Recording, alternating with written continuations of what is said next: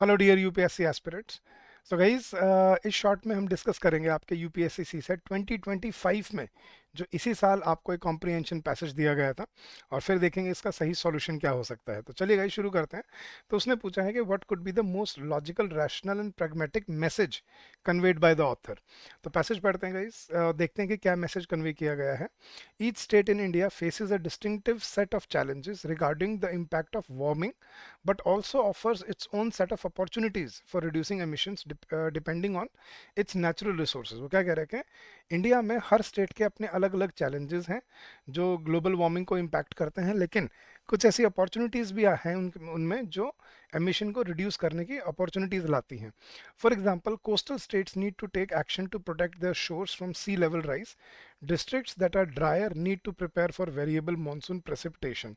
तो जो coastal regions हैं उनको अपने शोर को प्रोटेक्ट करना है, और जो ड्रायर रीजन है जैसे राजस्थान हो गया या और डेल्टा प्लेटू के रीजन्स हो गए, उनको अपने वेरिएबल मानसून प्रेसिपिटेशन के लिए तैयार रहना है। Himalayan regions have their own unique challenges, and selected parts of peninsular India and offshore areas offer great opportunities for harnessing wind power. So her area के अपने opportunities और challenges हैं, ये कह रहे हो। Now these various aspects need to be considered for developing clear and sustainable goals for future। तो ये हमें ध्यान में रख के अपने गोल क्रिएट करने पड़ेंगे। तो क्या मैसेज दिया गया? The mitigation and adaptation strategies to address tackle the climate change is essentially the responsibility of each state। कि भाई सब अपनी अपनी ईच अपनी अपनी रिस्पॉन्सिबिलिटी खुद देखें। नहीं गए, ये एक्सट्रीम ऑप्शन है, हमें पॉलिसी फॉर्मिंग करनी है dependent on individual needs and requirements. Second है, India is too diverse to implement any effective strategy. कि इंडिया इतना डाइवर्स है कि कोई स्ट्रैटेजी नहीं लगा सकता, गलत, एक्सट्रीम ऑप्शन है।